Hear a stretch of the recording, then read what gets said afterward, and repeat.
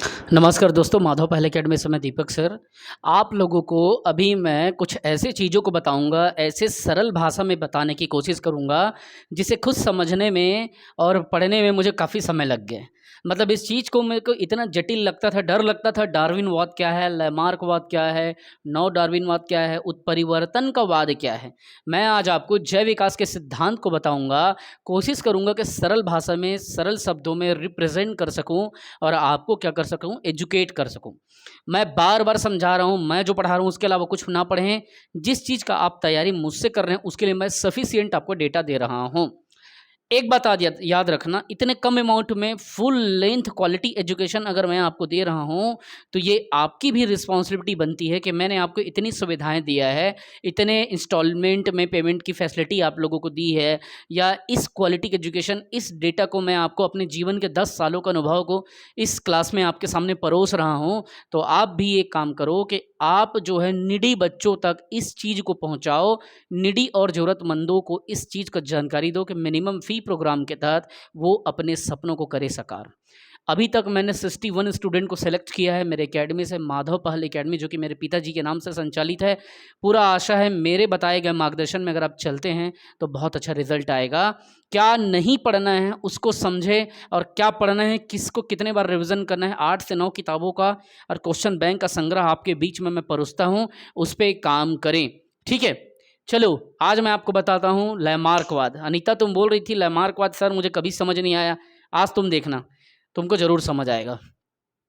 लैमार्कवाद इसीलिए कहते हैं कि ये जो सिद्धांत है, ठीक है, वो लैमार्क का सिद्धांत है। क्या हुआ था, ये सिद्धांत को 1809 में 1809 1809 में अपनी पुस्तक, उस पुस्तक का क्या नाम है तो फिलोसफिक जूलॉजिक, किताब का नाम है फिलोसफिक जूलॉजिक में इस सिद्धांत को क्या किया था, लैमार्क ने प्रकाशित करवाया था।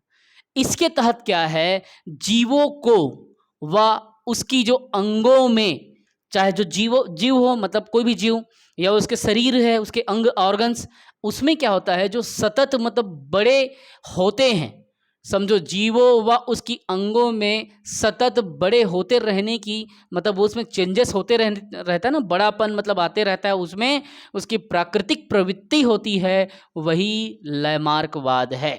समझना बात को, क्या होता है, मानव का शरीर हो या किसी जीव का शरीर हो, या उसके अंगों में या पूरे शरीर में जो चेंजेस हो रहा है और वो जीव बड़ा हो रहा है, वो लैमार्कवाद का अवधारणा है। जिसको कब पहली बार प्रकाशित हुआ तो फिलॉसफिक जूलॉजी में 1809 में प्रकाशित हुआ, और उसी प्रवृत्ति को ही लैमार्कवाद कहते हैं।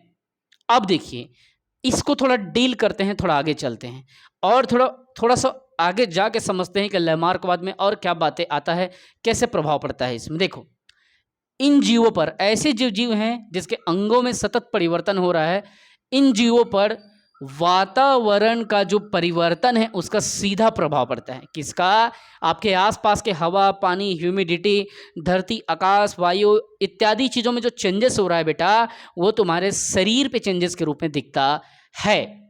अतः जीवों में जो विभिन्न अंगों का जो उपयोग होता है वो घटता या बढ़ता रहता है।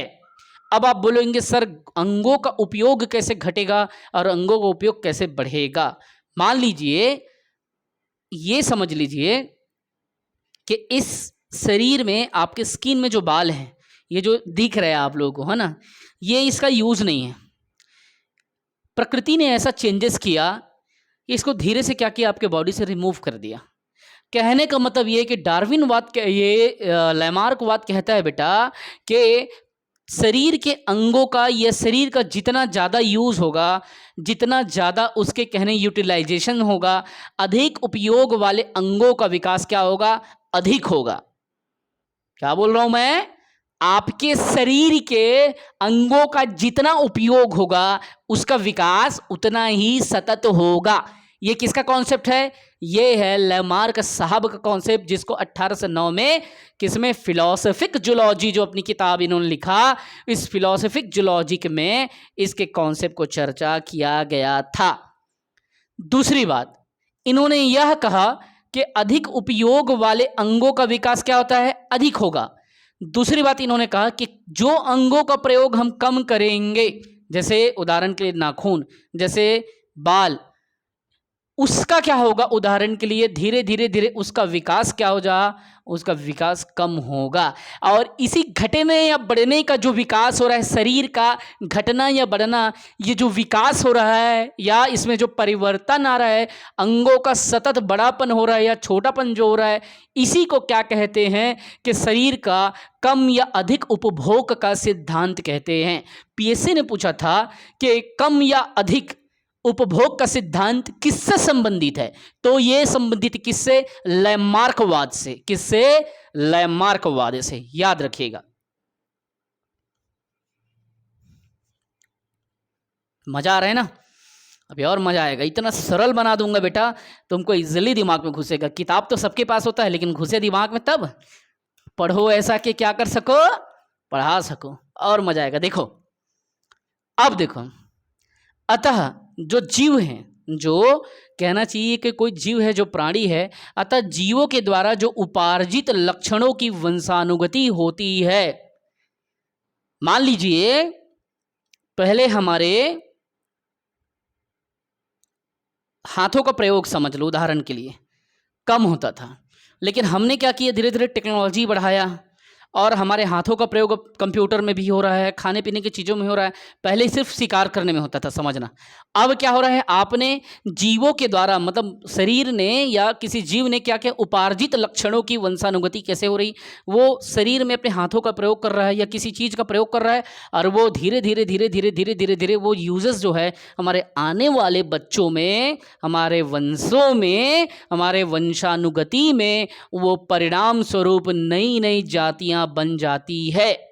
फिर से एक बार समझो, अतः जीवों के द्वारा उपार्जित लक्षणों को, जो जो लक्षण हम अपने जीवों के द्वारा उपार्जित करेंगे या फिर सृजन करेंगे लक्षणों का, उसकी क्या होगी, वंशानुगति होगी, और हमारे द्वारा हमारे आने वाले पीढ़ी में क्या होगा, वो धीरे धीरे ट्रांसफर हो जाएगा, और एक दिन आप उसी उपार्जित लक्षणों के क्या करेंगे, एक वाहक बन के आप उसी उपार्जित लक्षणों से नई नई जातियों का निर्माण करोगे।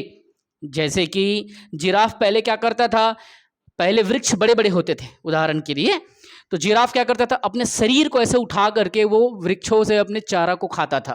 ठीक है, तो क्या हुआ, जिराफ का गर्दन का लंबा होना, पहले गर्दन छोटा होता था, लेकिन वो वातावरण के हिसाब से अब वो लंबा हो गया। उसके बाद जो उनसे क्या हुए, वंशानुगति आई, उसमें क्या हुआ, नई नई जातियां के रूप में सामने हमारे देखने को मिली। तो जिराफ का गर्दन का लंबा होना, ये लैमार्कवाद ऐसा उदाहरण देते हैं।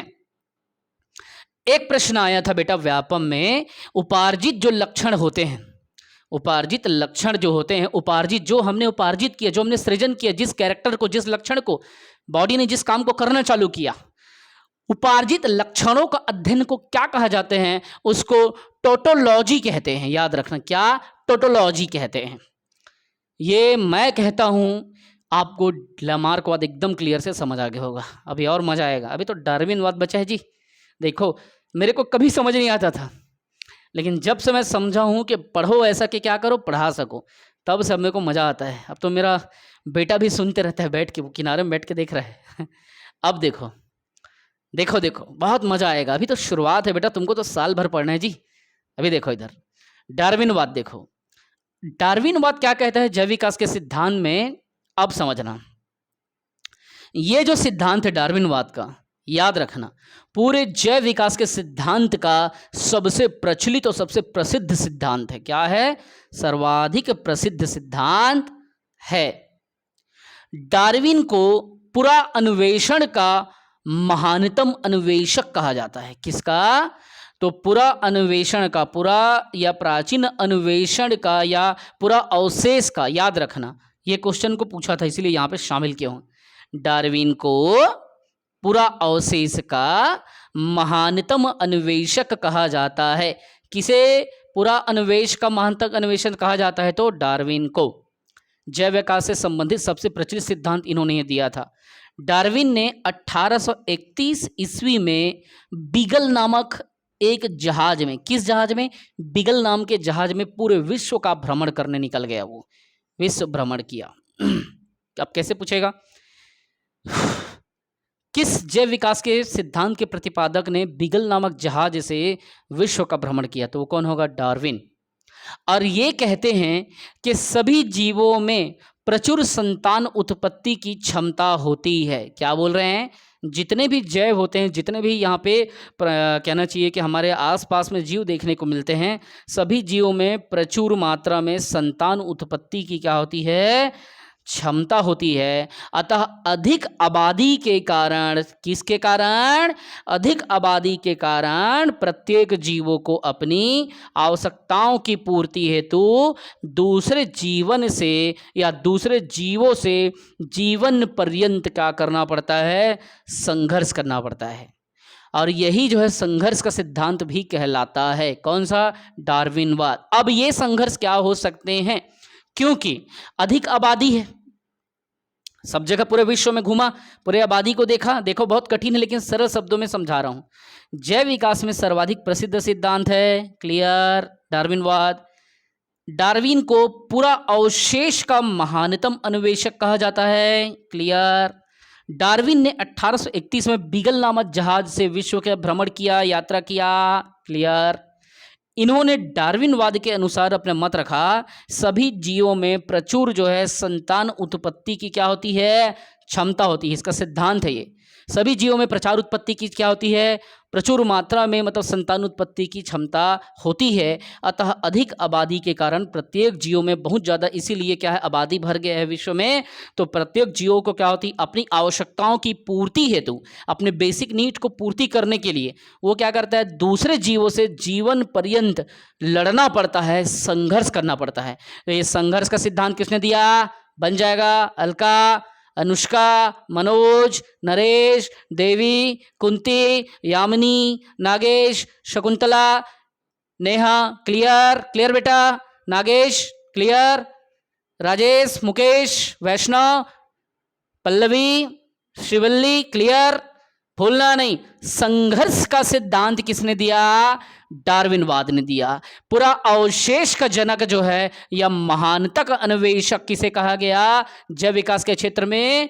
डार्विनवाद को। ये क्या कह रहा है कि सभी जीवों में प्रचुर मात्रा में संतानोत्पत्ति की क्षमता होती है, जिस कारण से अपने अस्तित्व को बरकरार रखने के लिए प्रत्येक जीवों को अपनी आवश्यकताओं की पूर्ति हेतु दूसरे जीवों से जीवन पर्यंत मतलब लाइफ टाइम क्या करना पड़ता है? संघर्ष करना पड़ता है, लड़ना पड़ता है, कॉन्फ्लिक्ट करना पड़ता है। ये संघर्ष जो है सजातीय भी हो सकता है, समान जाति में, अंतर जातीय दूसरे जाति में भी हो सकता है, और पर्यावरण के साथ भी ये संघर्ष हो सकता है। आगे देखो, ये कहता है कि दो सजातीय जीव आपस में बिल्कुल समान नहीं होते हैं। दो सजातीय जीव, समान जाति के जीव आपस में बिल्कुल पूरी तरीके से समान नहीं होते।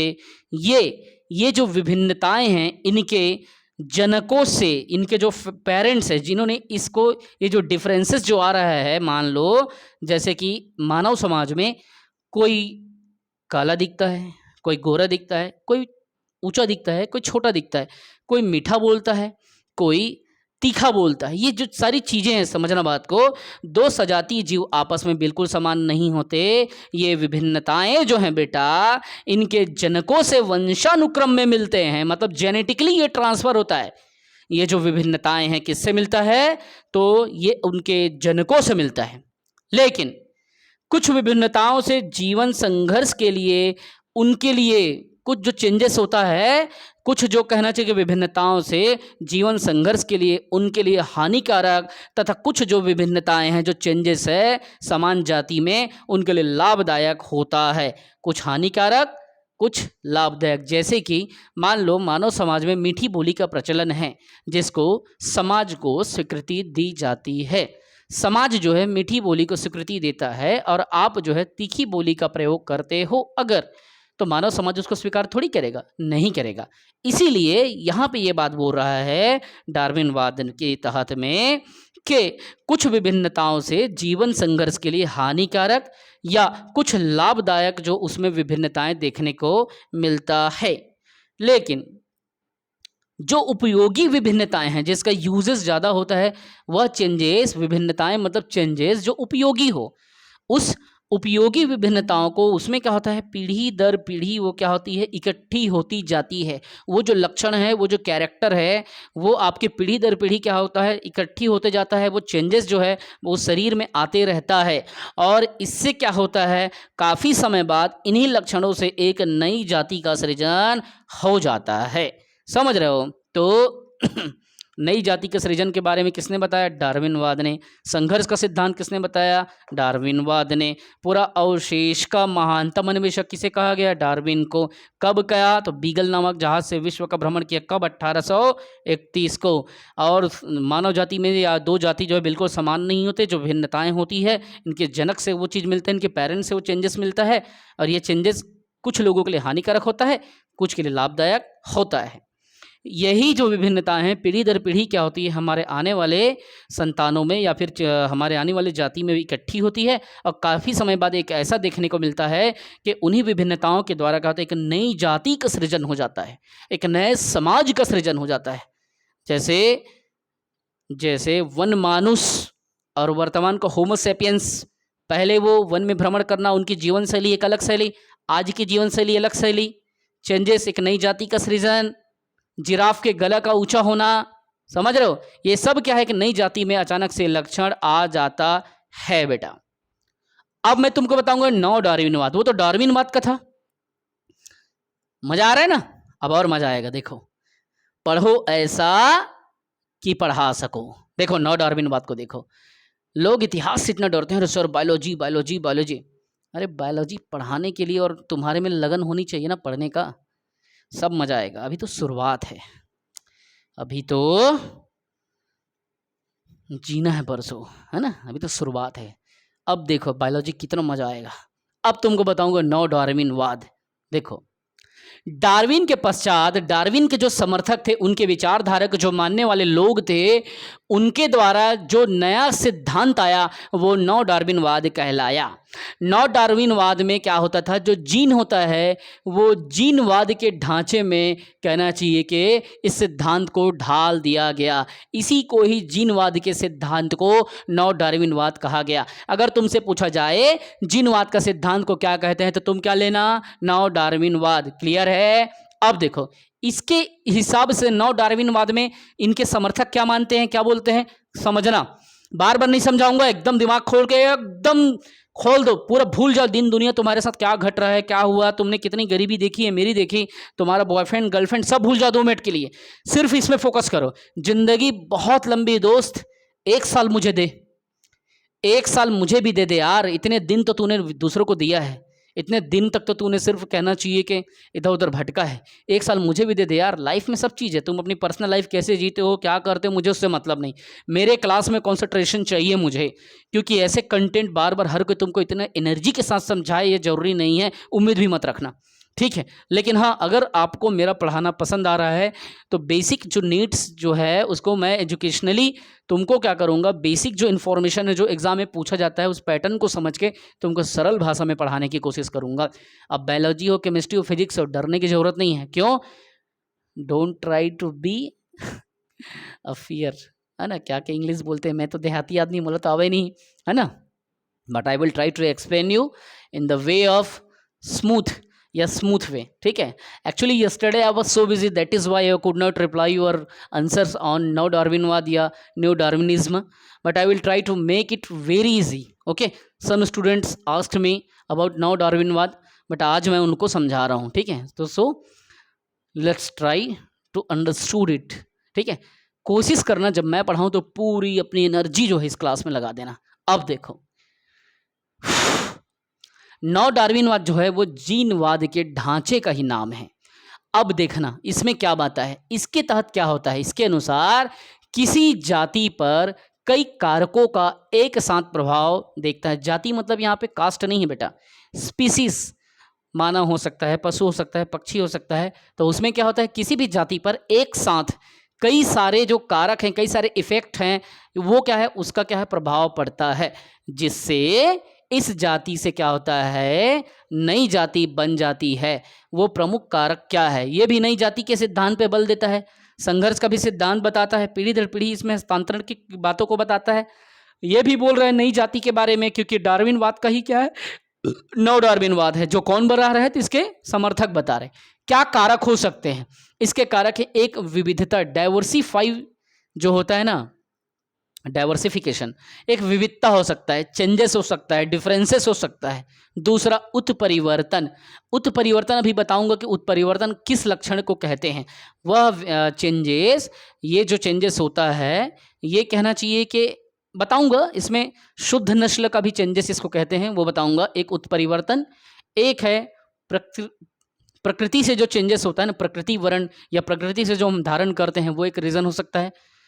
एक कारक हो सकता है जनन, या कहना चाहिए रिप्रोडक्शन, उस जगह में जनन कैसे हो रहा है, जनन जो है एडॉप्टिव है कि नहीं है। ये सब चेंजेस जो है नव डार्विनवाद पे होता है, इसी को जीनवाद कहा है। अतः नव डार्विनवाद के अंतर्गत जीन में, मानव के जीन में साधारण परिवर्तनों के परिणाम स्वरूप जीवों की क्या होती है, नई जातियां बन जाती है। वह जिन चेंजेस के कारण भिन्नताएं बढ़ जाती है, जो जिन में परिवर्तन होता है उसी के कारण क्या है, भिन्नताएं आती है या परिवर्तन देखने को नई जाति में मिलती है। अर्थात ये भी कहीं ना कहीं जिनवाद, जिन में परिवर्तन के कारण जिनवाद कहलाया, और जिन में परिवर्तन से नई जाति के लक्षण देखने को मिले। अब तुमको बताऊंगा उत्परिवर्तनवाद। जैव विकास में एक टर्म आता है उत्परिवर्तनवाद। ये क्या है समझो। यह सिद्धांत ह्यूगो डी ब्रीज ने प्रतिपादित किया था। किसने? यह सिद्धांत ह्यूगो डी ब्रीज ने प्रतिपादित किया था। इसके प्रमुख तथ्य तुमको बताऊंगा, थोड़ा जटिल है, थोड़ा कॉम्प्लेक्स है, कोशिश करूंगा तुम्हारे लिए सरल तरीके से पेश कर सकूं। समझो बात को। उत्परिवर्तनवाद का जो एक मानना है कि नई जीव जातियों की जो उत्पत्ति है, उत्पत्ति लक्षणों में प्राकृतिक जो संचय व क्रमिक विकास के फलस्वरूप नहीं होती। समझना इस बात को थोड़ा सा। उत्परिवर्तन मतलब अचानक से जो चेंजेस होता है ना, उसके बारे में बोल रहा है। नई जीव जातियों की उत्पत्ति उनके लक्षण में या उनके हाव भाव में प्राकृतिक संचय, जो वो शुरू से संचय कर रहे हैं, मतलब वो धीरे से सीख रहे हैं, एडॉप्ट कर रहे हैं अपने शरीर में प्राकृतिकली या नेचुरली, तो प्राकृतिक संचय व क्रमिक विकास मतलब धीरे धीरे स्टेप टू स्टेप जो डेवलपमेंट हो रहा है, उसके परिणाम स्वरूप उसमें कहना चाहिए कि नहीं होती उसकी उत्पत्ति। नई जीव जातियों की उत्पत्ति ये प्राकृतिक संचय और क्रमिक विकास के फलस्वरूप नहीं होती, बल्कि यह उत्परिवर्तनों के फलस्वरूप होती है। समझ रहे हो? शरीर में उत्परिवर्तन या जो चेंजेस हो रहा है वो कैसा होगा, अब इधर धीरे धीरे समझ आएगा। ह्यूगो डी ब्रीज कहते हैं कि जो नई जो जीव जातियां हमारे सामने आ रही है, जो नया न्यू जीवों का निर्माण हो रहा है या नया जीव जाति का जो सृजन हो रहा है, उसमें प्राकृतिक संचय या प्रकृति से जो ले रहा है या धीरे धीरे स्टेप टू स्टेप विकास के जो फलस्वरूप है ना, उससे वो नहीं हो रहा है, न तो प्रकृति से न तो क्रमिक विकास से, बल्कि वो ऐसे आ रहा है अचानक से, कहना चाहिए उनके शरीर में उत्परिवर्तन हो रहा है, चेंजेस हो रहा है। ठीक है, अब उस शारीरिक चेंजेस के कारण ही कहना चाहिए कि उनका परिवर्तन देखने को हमें मिला। ऐसा कौन कह रहा है? ह्यूगो डी ब्रीज कह रहा है। आगे देखिए, इस प्रकार से उत्पन्न जो जाति का जो प्रथम सदस्य होगा वो उत्परिवर्तक कहलाएगा। मान लो मानव के द्वारा मानव के जैसा ही कोई और सदस्य दिखने लगा या बनने लगा, तो वो प्रथम सदस्य जो होगा उस जाति का उत्पन्न प्रथम सदस्य उत्परिवर्तक कहलाएगा। जिसे क्या कहा जाएगा? जिसे शुद्ध नस्ल का कहा जाएगा, जो शुद्ध नस्ल का होता है। ऐसा किसका मत है? ह्यूगो डी ब्रीज का। आगे देखिए, उत्परिवर्तक जो है अनिश्चित होते हैं। ये जो उत्परिवर्तक बनते हैं ना, जो पहला मेंबर बनता है वो अनिश्चित होता, फिक्स नहीं होता। ये किसी अंग विशेष में या अनेक अंगों में एक साथ उत्पन्न हो सकते हैं। उत्परिवर्तक का मतलब जो चेंजेस है, जो परिवर्तन है, हो सकता है कि किसी एक बॉडी के अंग में हो जाए, हो सकता है उंगली सीधी अभी जो दिख रही है वो सीधी ना हो, टेढ़ी हो जाए, या हो सकता है पूरे बॉडी में परिवर्तन आ जाए, हो सकता है आंखों का कहना चाहिए कि आंखों में अचानक से कुछ कलर का चेंजेस हो जाए। ये चीज़ों को वही बता रहा है कि उत्परिवर्तक होता है जो पहला सदस्य आता है, उसमें जो नस्ल होता है वो भले शुद्ध नस्ल का होता है, लेकिन ये किसी अंग विशेष में, किसी भी बॉडी के अंग विशेष में या अंगों में एक साथ उत्पन्न हो सकते हैं। ये ऐसा मत है ह्यूगो डी ब्रीज का। आगे ये बोल रहा है कि उत्पन्न हो सकते हैं इसके अलावा सभी जीव जातियों में उत्परिवर्तन की प्राकृतिक प्रवृत्ति होती है, और जितने भी हमारे ब्रह्मांड में जीव जो जाति हैं, स्पीसीज हैं, उसमें जो उत्परिवर्तन है, जो चेंजेस है, वो प्राकृतिक प्रवृत्ति होती है, मतलब प्रकृति के द्वारा भी वो चीज होता है। ये भी तथ्य को बोल रहा है। आगे बोल रहा है कि जीवों के विभिन्न सदस्यों में उत्परिवर्तन भिन्न भिन्न हो सकते हैं। मान लीजिए जाति के विभिन्न सदस्यों में, मान लो मानव जाति के एक सदस्यों में एक अलग चेंजेस देखने को मिला, दूसरे सदस्यों में एक अलग चेंजेस को देखने को मिला। एक व्यक्ति जमीन पे बैठ के खाना खाता है, एक व्यक्ति जमीन पे खड़ा होकर खाना खाता है।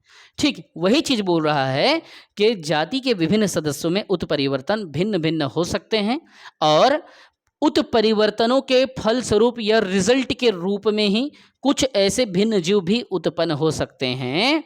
उसे नए जाति का माना जा सकता है, और नई जाति का इसलिए उसे माना जा सकता है क्योंकि उसके लक्षण हमसे या सामान्य जाति से अलग होंगे। जाति मतलब कास्ट नहीं, स्पीसीज है उस व्यक्ति के बारे में।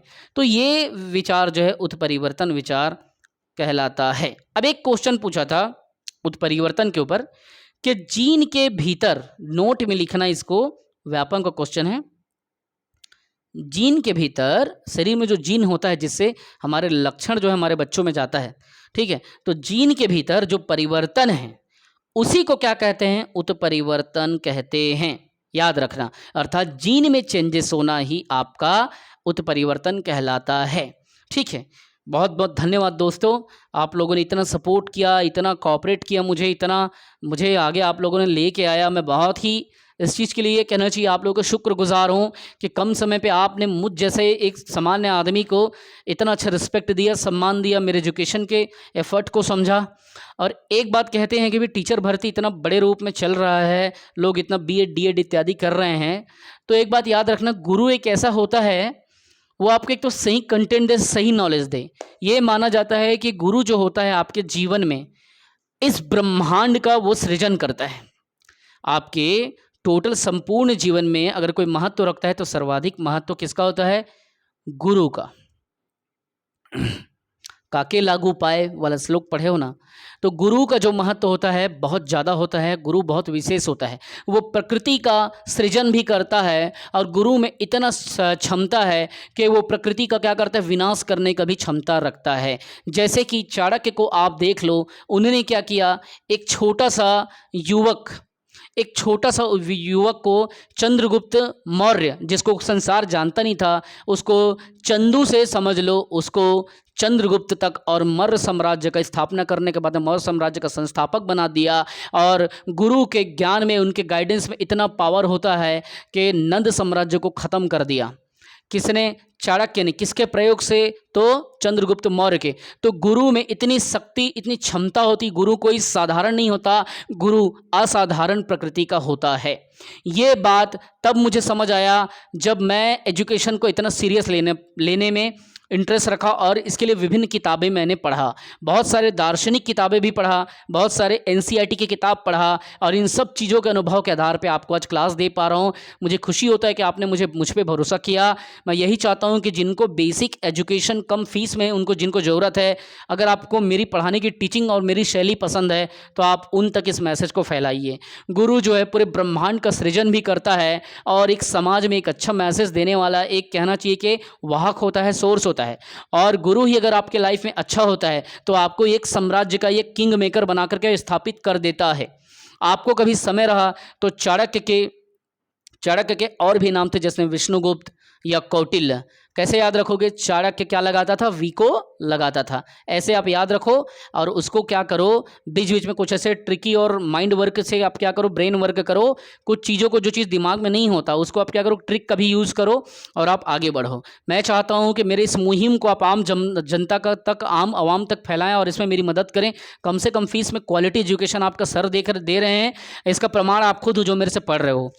आप जानते हो कि मैं कितना एफर्ट कर रहा हूँ आपके लिए, इसीलिए इतनी बड़ी शिक्षक भर्ती का अपॉर्चुनिटी मिला है, इसे बर्बाद ना करें।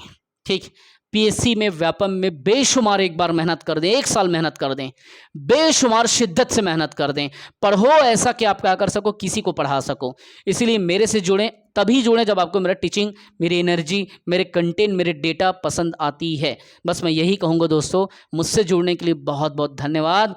और हमेशा याद रखना कि संघर्षशील व्यक्ति हमेशा सुख पाता है, जो कि मेरे इस एप्लीकेशन के, माधवपाल एकेडमी के एप्लीकेशन में स्लोगन भी है। देख लेना, भगवान कृष्ण के ठीक नीचे में लिखा है कि संघर्षशील व्यक्ति हमेशा सुख पाता है। संघर्ष करते रहें, बढ़ते रहें और बेशुमार मेहनत करें, बेशुमार प्रगति करें। बस मेरी शुभकामनाएं आपके साथ है। मैं आपके सपनों को सपोर्ट करता हूं। भिड़ जाइए तैयारी में, बेशुमार मेहनत कीजिए। जय हिंद।